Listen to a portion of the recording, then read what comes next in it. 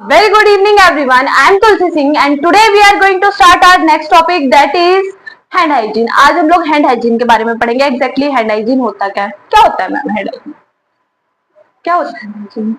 आज आप लोग मुझे बताएंगे कि हैंड हाइजीन होता क्या है। आज मैं सुनूंगी और आप लोग बताते जाएंगे और देन हम लोग ये टॉपिक कवर करेंगे, क्योंकि ये टॉपिक आप लोग बचपन से करते आ रहे हैं। क्या होता है हैंड हाइजीन? मैम जो भी हमारा अल्कोहल बेस्ड ड्रग होता है, हैंड वॉश होता है, उसके यूज से हम लोग जो हमारे हैंड्स को पैथोजन फ्री करते हैं उसको हम लोग बोलते हैं हैंड हाइजीन। यही कुछ ऐसा दिमाग में आ रहा था। एग्जैक्टली क्या बोलते हैं हम लोग? Hand hygiene is the most effective way to prevent the spread of infections in health care and community settings. ऐसा ही कुछ कि हम लोग किसी हैंड रब का, हैंड हाइजीन का यूज करते हैं और तब हम लोग अपने हैंड्स को जर्म्स फ्री करते हैं, पैथोजन फ्री करते हैं, ऐसे ही ना? एग्जैक्टली डेफिनेशन क्या है इसकी? Hand hygiene is the most effective वे, सबसे इफेक्टिव वे है टू प्रिवेंट, बचाने के लिए। प्रिवेंट का मतलब क्या है? बचाने के लिए the spread of infections in health care settings and community settings. Hand hygiene करते हैं हम लोग खाना खाने से पहले करते हैं, खाना खाने के बाद करते हैं, उसके बाद हम लोग कोई भी ऐसा परफॉर्म कर रहे हैं कि जिसमें हम लोगों को अपने हैंड्स का ज्यादा यूज करना पड़ रहा है, या फिर हम कोई भी ऐसा प्रोसीजर कर रहे हैं, या फिर हम कोई ट्रीटमेंट कर रहे हैं, डायग्नोज कर रहे हैं, तो एक्सवाइजेड हम कुछ भी कर रहे हैं, हम लोग क्या करते हैं? सबसे पहले हैंड हाइजीन परफॉर्म करते हैं। नर्सिंग में सबसे पहला रूल ही क्या होता है कि आप लोग को हैंड हाइजीन करनी है। डॉक्टर्स भी क्या करते हैं? कोई भी प्रोसीजर करने से पहले हैंड हाइजीन करके आएंगे। तो क्यों करते हैं? क्योंकि ये एक मेथड है, ये एक तरीका है जिससे हम लोग स्प्रेडिंग को बचाते हैं, इन्फेक्शन स्प्रेडिंग से बचते हैं, प्रिवेंशन करते हैं, वो होता है hand hygiene. It involves cleaning hands, हाथों को क्लीन करता है। ऑब्वियसली बात है, हैंड हाइजीन का मतलब ही क्या है? To remove dirt, germs and harmful organisms, pathogen. Basically हम लोग यहाँ पे पैथोजन वर्ड यूज कर सकते हैं, कोई भी ऐसा एजेंट, माइक्रोबियल एजेंट जो कि हमें इंफेक्शियस कर रहा है, हमें इंफेक्शन कर रहा है, उससे बचने के लिए हम लोग ये जो प्रोसेस है ये करते हैं। क्लियर हुई बात? जी मैम। अब हमारे पास 5 मूवमेंट्स आते हैं हैंड हाइजीन के। 5 मूवमेंट कौन कौन से होते हैं हमारे, जो हम लोग हैंड हाइजीन परफॉर्म करते हैं, जो हम लोग हॉस्पिटल सेटिंग्स के अंदर जाकर के परफॉर्म करते हैं, उसको बोलते हैं हैंड हाइजीन के 5 स्टेप्स। 3 जो होते हैं वो हम लोग किसी भी प्रोसीजर के बाद करते हैं और 2 हम लोग किसी भी प्रोसीजर से पहले करते हैं। 2 बिफोर एंड 3 आफ्टर। बात समझ आई? सबसे पहला जो होता है हमारे पास क्या होता है? Before any aseptic procedure. जब भी हम कोई भी प्रोसीजर करने जा रहे हैं, XYZ कोई भी एसेप्टिक प्रोसीजर है, हम सबसे पहले क्या करेंगे? अपने हैंड्स वॉश करेंगे, हैंड हाइजीन परफॉर्म करेंगे। As a nurse, as a doctor और as a health care team worker, हम लोगों को सबसे पहले जब भी हमें कोई भी हेल्थ केयर में एसेप्टिक प्रोसीजर करना है किसी भी पेशेंट के साथ, हम सबसे पहले हमारे हैंड वॉश करेंगे ही करेंगे। ये बात याद रखनी है। Second one is are before touching a patient. जब हम लोग पेशेंट को टच कर रहे हैं, इवन टच, तब भी हम लोग हैंड हाइजीन परफॉर्म करके जाएंगे, उसी के बाद हम लोग जाकर के पेशेंट को टच करेंगे। बात समझ आई? ठीक है मैम। ये 2 होते हैं आप लोगों के बिफोर वाले, before touching the patient, before any aseptic procedure. बात समझ आई? उसके बाद मैंने बोला कि 3 आफ्टर। जब हम कोई भी प्रोसीजर कर रहे हैं तो 3 मूवमेंट्स हम बाद में करते हैं। मैम कौन कौन से होते हैं? सबसे पहले आता है आपका यहाँ पर, हम लोग थर्ड ले सकते हैं, आफ्टर टचिंग पेशेंट सराउंडिंग। हम लोग गए, हम लोगों ने पेशेंट के सराउंडिंग्स को टच किया, हम लोग तभी हैंड वॉश करेंगे, अपनी हैंड हाइजीन परफॉर्म करेंगे, क्योंकि हमें नहीं पता वहां पे कितने पैथोजन्स थे। ठीक है मैम। आफ्टर टचिंग पेशेंट, हम लोग पेशेंट को टच करने के बाद भी हैंड हाइजीन परफॉर्म करते हैं। ठीक है मैम। आफ्टर अ प्रोसीजर और बॉडी फ्लूइड एक्सपोजर रिस्क, जब हम लोग किसी भी पेशेंट के बॉडी फ्लूइड के एक्सपोजर में जा रहे हैं उसके बाद भी हम लोगों को क्या करना है? हैंड हाइजीन करना है। बात समझ आई?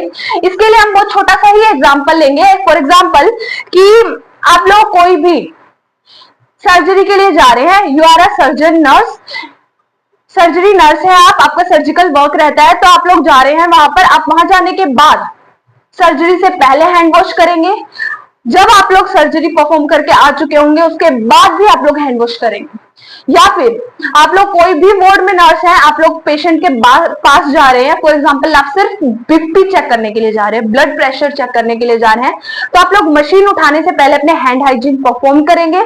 देन आप लोग मशीन लेकर के पेशेंट के पास जाएंगे, वहां पर अगर आपने कोई भी सराउंडिंग टच कर ली, आप दोबारा आएंगे, अपनी हैंड हाइजीन परफॉर्म करेंगे, देन दोबारा जाएंगे, पेशेंट का बीपी ब्लड प्रेशर चेक करेंगे, देन आप लोग वहां से आने के बाद भी हैंड हाइजीन परफॉर्म करेंगे।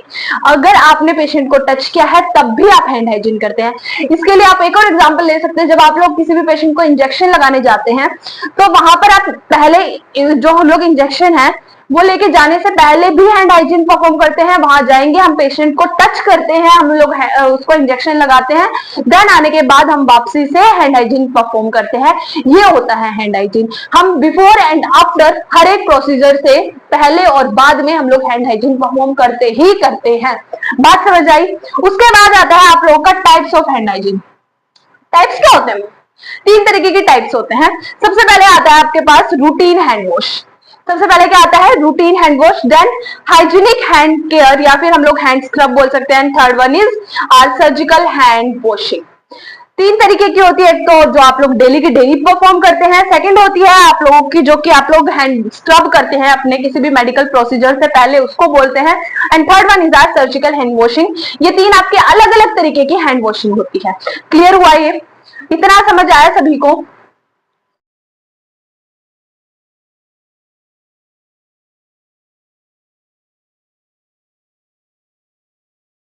अब इसके बाद हम लोग शुरू करने जा रहे हैं हमारा रूटीन हैंड हाइजीन, जो कि हम लोग डेली लाइफ में परफॉर्म करते हैं। ये बेसिकली सबसे पहले तो होता किसके साथ है? सोप एंड वाटर के साथ हम लोग करते हैं, या फिर किसी भी हैंड वॉश या फिर वाटर के साथ करते हैं हम लोग। ठीक है मैम, तो सबसे पहला पॉइंट क्या है? हम लोग washing hands with soap and water. हम लोग सोप एंड वाटर के साथ हमारे हैंड्स को क्लीन करने का प्रोसीजर कर रहे हैं। Before and after patient contact, जब भी हम लोग पेशेंट के कॉन्टेक्ट में जा रहे हैं या आ चुके हैं, कहने का क्या मतलब है, या तो हम लोग पहले या फिर बाद में, जब भी हम पेशेंट के कांटेक्ट में आ रहे हैं हम लोग हैंड हाइजीन रूटीन में परफॉर्म करते ही करते हैं। ठीक है, उसके बाद आता है बिफोर एसेप्टिक टास्क। आप लोग कोई भी एसेप्टिक टास्क करने जा रहे हैं, प्रोसीजर करने जा रहे हैं, परफॉर्म हैंड हाइजीन। ठीक है, आफ्टर बॉडी फ्लूइड एक्सपोजर, जब आप लोगों का किसी भी बॉडी फ्लूइड के साथ एक्सपोज हो चुका है, then perform routine hand hygiene. बात समझ आई? ये होते हैं हमारे कुछ पॉइंट्स जो कि हम लोग रूटीन हैंड हाइजीन में ध्यान रखते हैं। सबसे पहले तो क्या है हमारा?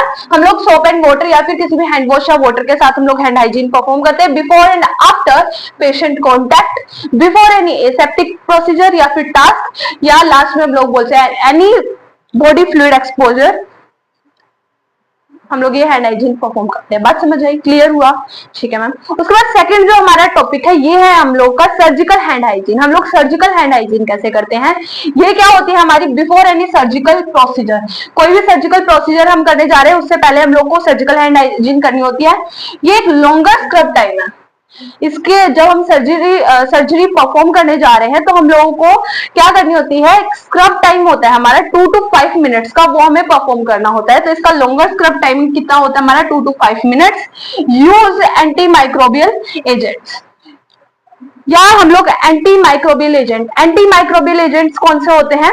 जो कि माइक्रोबियल एजेंट्स को मारने का काम करते हैं, वो होते हैं एंटी माइक्रोबियल एजेंट्स। या तो हम लोग उनका यूज करेंगे या फिर हम लोग स्क्रब टाइमिंग हमारा जो है ये तो फाइनली है कि 2 to 5 मिनट्स का होता है, और बिफोर एनी सर्जिकल प्रोसीजर हम लोग ये परफॉर्म करते हैं। क्लियर हुई? ठीक है मैम। 2 आप लोगों को आई थिंक सो याद हो चुकी होंगी अब तक, एक रूटीन एक सर्जिकल, जो कि हमारी रूटीन होती है before and after touching any patient, before and after any patient surrounding, touching patient surroundings, या फिर हम कोई भी एसेप्टिक प्रोसीजर टास्क परफॉर्म करने जा रहे हैं तब, या फिर जब हम लोग किसी भी बॉडी फ्लूइड के एक्सपोजर में आ रहे हैं पेशेंट के, उसके बाद। समझ आई? ठीक है मैम। उसके बाद आता है सर्जिकल के अंदर आप लोग कोई भी सर्जिकल प्रोसीजर करने जा रहे हैं उससे पहले हैंड हाइजीन करते हैं। 2 to 5 मिनट्स के आपकी स्क्रब टाइमिंग होती है, उसके अंदर आप लोग अपनी हैंड हाइजीन परफॉर्म करते हैं, सर्जिकल हैंड हाइजीन, एंड आप लोग एंटी माइक्रोबियल एजेंट्स का यूज करते हैं हैंड हाइजीन परफॉर्म करने के लिए। क्लियर हुआ टॉपिक? Yes ma'am. उसके बाद आती है आप लोग की medical hand hygiene. Medical hand hygiene क्या होती है? आप लोग मेडिकली कोई भी प्रोसीजर करने जा रहे हैं उससे पहले आप लोग परफॉर्म कर रहे हैं, जैसा कि बिफोर एंड आफ्टर एग्जामिनेशंस। कोई भी एग्जामिनेशन आप करने जा रहे हैं, असेसमेंट करने जा रहे हैं, या फिर कोई भी परफॉर्म कर रहे हैं आप, तो आप लोग क्या करेंगे, मेडिकल हैंड हाइजीन परफॉर्म करते हैं। ठीक है मैम। इसके अंदर या तो आप सोप एंड वाटर का यूज करते हैं या फिर सैनिटाइजर का यूज करते हैं। यूज सोप और वाटर और सैनिटाइजर, और ये इसकी शॉर्ट ड्यूरेशन होती है, less than 1 minute. Less than 1 minute के अंदर हम लोग क्या करते हैं, हैंड हाइजीन परफॉर्म करते हैं। इतना समझ आया सभी को, याद हुआ? क्या होता है, 3 तरीके की होती है, रूटीन, सर्जिकल एंड मेडिकल। तीनों की तीनों होप्स आप लोगों को बहुत अच्छे से याद हो चुकी होंगी।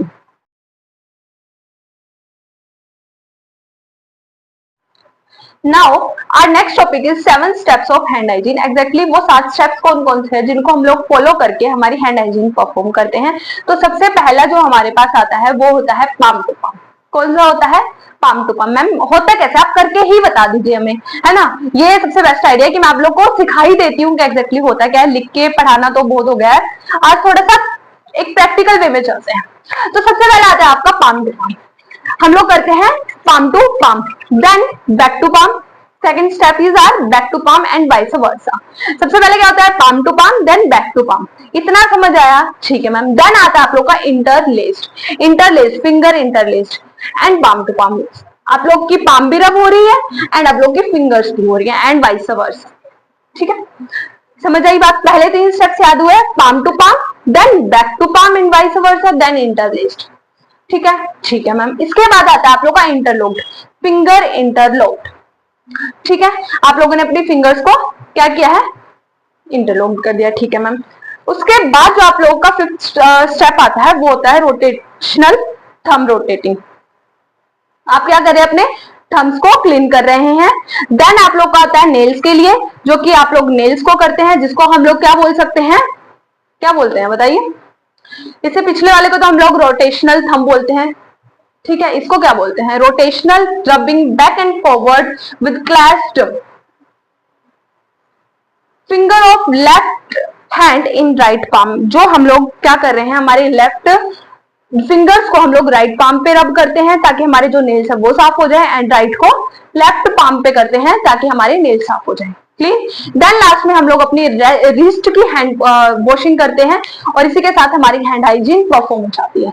बात समझ आई? टॉपिक क्लियर हुआ? सबसे पहले क्या होता है हमारे palm to palm, then back to palm, then palm to palm with finger interlaced, then finger interlock, rotational rubbing of thumbs, rotational rubbing back and forward with clasped fingers of left hand in right palm and vice versa.